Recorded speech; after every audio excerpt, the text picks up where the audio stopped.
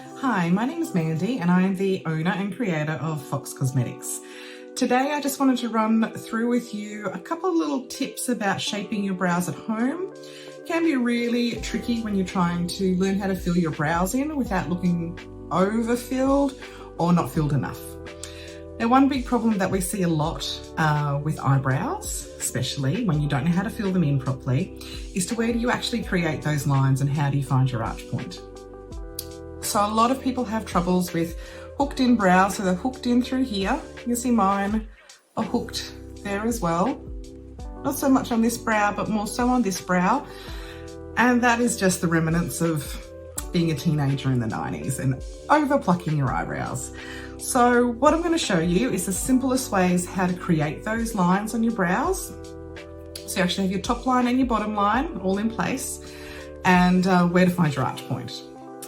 So probably one of the most important things is to be able to find that arch point. The most natural, and in my opinion, the best looking brow is when it falls naturally into place where your hair naturally grows. If you have over tweezed or plucked your brows or had too much hair taken off when you've gone and had them done in a salon, you do need to start to try to regrow them back in and find a brow stylist that will work with you and that you can trust. So the most important point to find is actually the middle of your face. Okay, do you want to find that middle point in between your eyebrows, and that will generally be the middle of your face, and we work everything out from there. What you also can do is actually feel across your brows, okay, and you will feel a little bit of a divot, all right? So generally where that divot is where your arch should sit, okay?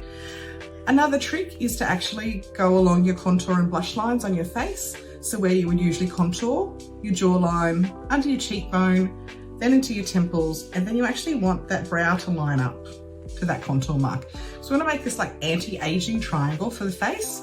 So going from the Cupid's bow out, everything through here should all be in alignment and uplifting on the face. Okay, we don't want any big, long, sad eyebrows. So what you can do, if you're not very good at visualizing it, grab a brow pencil. Mark that middle point.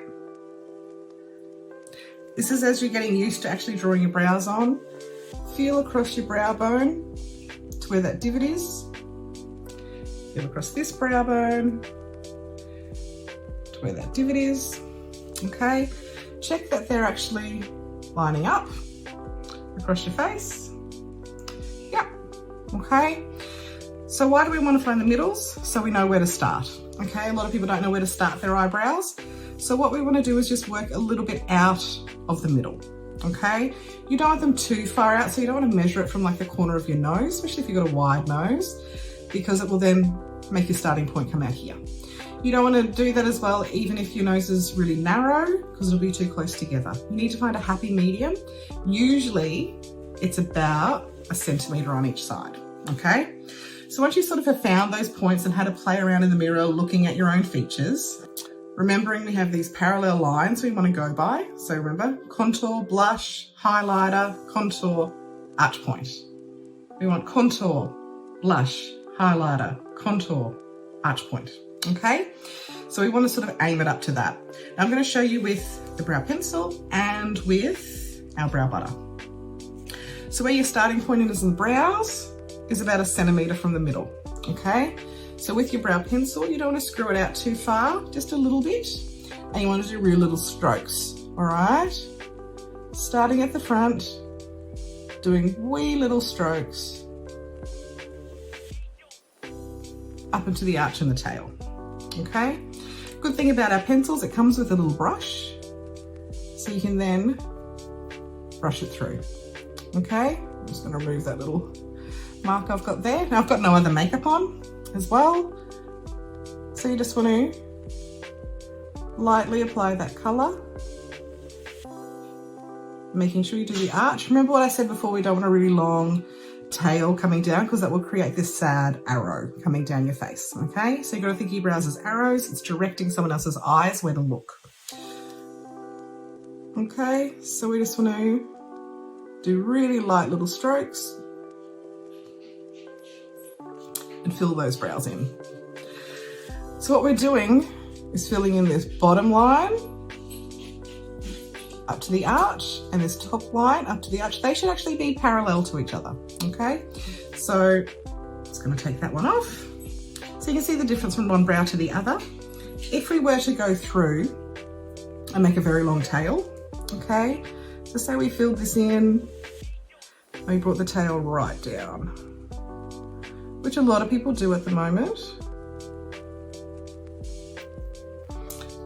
Okay, you can see it creates this arrow coming down on the outside of my face, which actually then draws attention up and down to my jowls, okay, which I don't really want to draw attention to.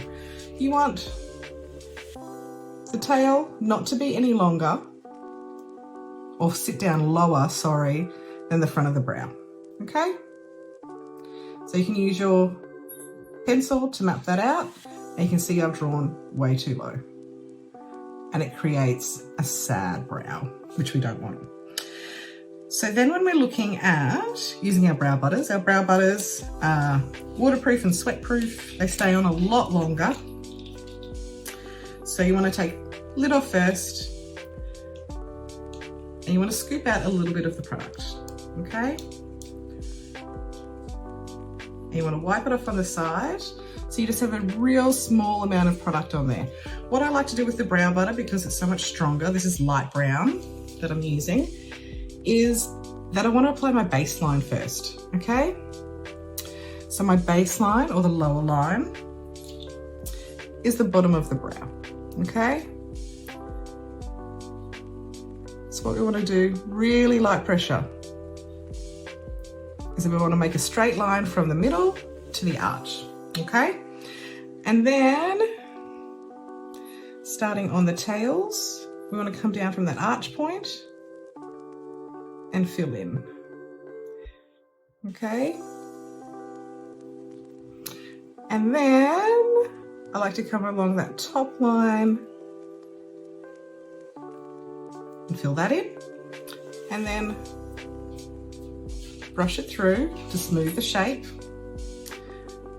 and then fill in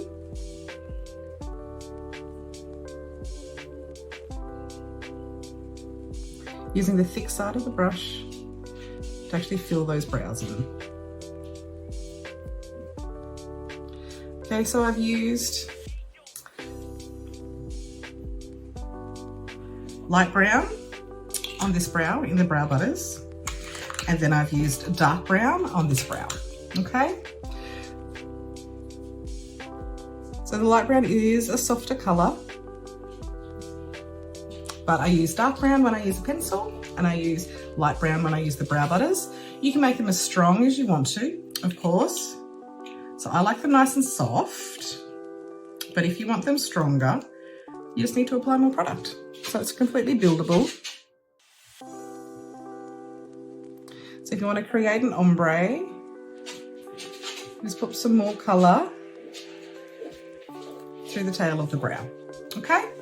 So super simple to use. Your pencil's probably a little bit easier than your butter to use. If you're new to brows, I would go the pencil, but the butter's amazing, it doesn't move. Once it's on, she's on, okay? You've got to actually remove it with a cleanser. Yeah, she doesn't like to budge, while the pencils will move a little bit, okay?